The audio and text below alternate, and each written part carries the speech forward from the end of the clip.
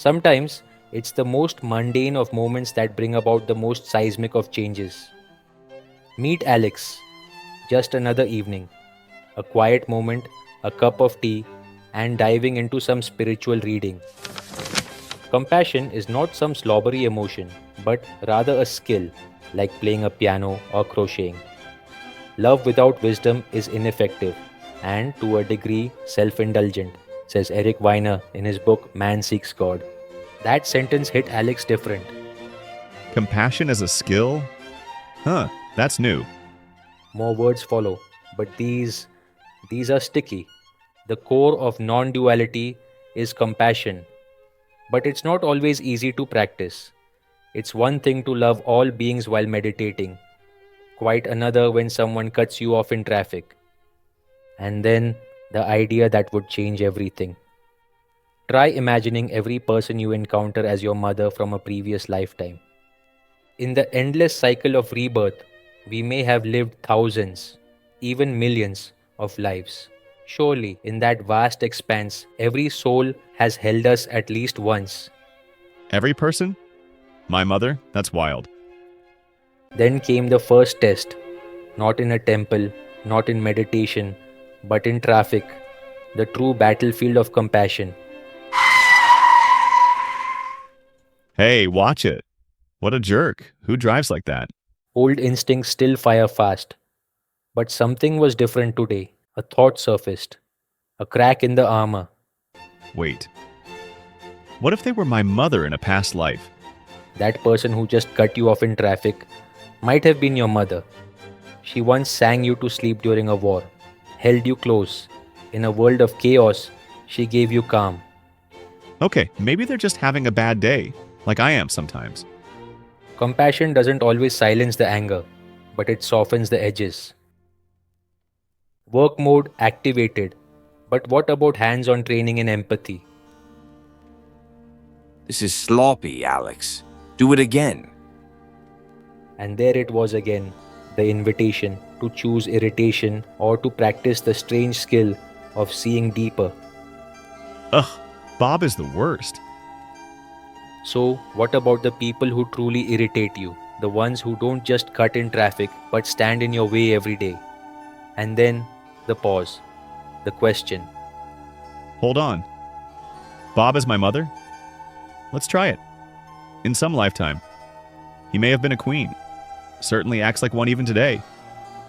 An ant queen, no less. Scurrying, feeding, nurturing 1,000 young ones like me. A queen with a temper and a spreadsheet. The tension eased. Not because Bob changed, but because Alex did. Thanks for the feedback, Bob. I'll tweak it. Later that day, the city buzzed with distraction, but Alex had started to see differently. Spare some change, lad. Wait, what if they were my mother too? The exercise wasn't getting easier, but it was sinking in. In a time before language, only love spoke. She once stood between me and death. A lioness, fighting, hunting, bleeding, to keep me alive. Take care. Compassion isn't always loud. Sometimes it's a coin, a glance, a memory carried in the bones. Not all mothers walk on two legs. Not all kindness speaks your language. A stray, scrawny, invisible to the world. Poor little guy. Even animals.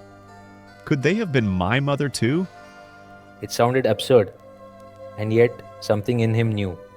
Once, she carried him on her back through rising waters and broken cities. Her ribs showed, her feet bled, but she never let go. A mother in rags, a soul without a name. Here you go, buddy. He did not need to know more. The tail wag said enough. And then came the real test, which would surpass all the previous encounters of the day. A barista with a bad attitude and even worse coffee. Here's your latte. I ordered espresso. Oh, I'm sure I heard you say latte, so here you go with your drink. Are you kidding me? Seriously? So rude. This wasn't just a bad day. It was a fire drill for the soul. He remembered the book, the exercise, the past life. But he couldn't see it. He couldn't see her as a mother, not today. He tried to summon the image, a flash of memory, some ancient warmth. This is tough. I can't picture them as my mother. Compassion is a skill, not always easy to practice. Compassion doesn't mean silence. It doesn't mean swallowing your needs to keep the peace. True compassion is when you speak up, not to win, but to stay kind.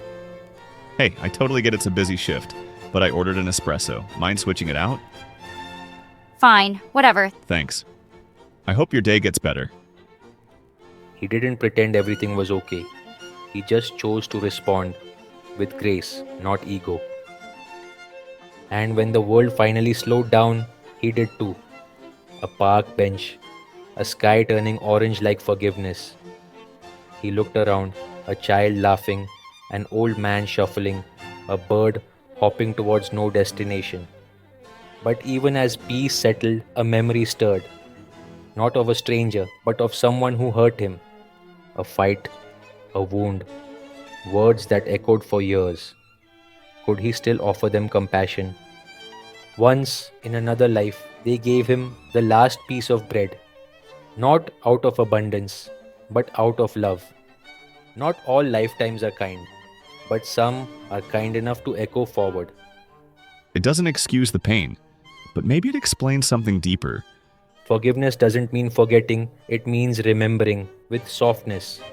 You being born in one particular family is not random, nor is it genetics alone that defines you. Before you were born, your soul made a choice to come to earth, to evolve, and to learn certain lessons through the vessel of your parents. Some parents come to love you deeply, others come to challenge you, trigger you, or even wound you. But each one is part of a soul agreement long before you took your first breath. You may have shared lifetimes with them before, as a friend, partner, or even an enemy. In this life, your bond is meant to bring karmic balance and spiritual growth. Your parents mirror your soul's curriculum. Their actions, love, neglect, or control, each pushes you towards healing, self-worth, and remembering who you really are.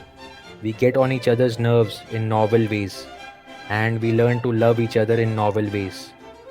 You came to understand them, and if needed, break the patterns they couldn't break themselves. You didn't attract perfect parents, you attracted the perfect souls for your divine path. So now you know, you don't need to blame them anymore. You chose them not to suffer, but to rise, awaken, and remember who you truly are. All things are tied together. Through lifetimes, through stories, through hunger and hugs, arguments and lullabies. This is the wisdom of Advaita, of non-duality, of the Buddha's gaze, of the mother that never left. By imagining every being as our mother, we begin to weave compassion into this otherwise soulless world. If reincarnation is real and we've lived countless lives, then every person might have played a role in our story.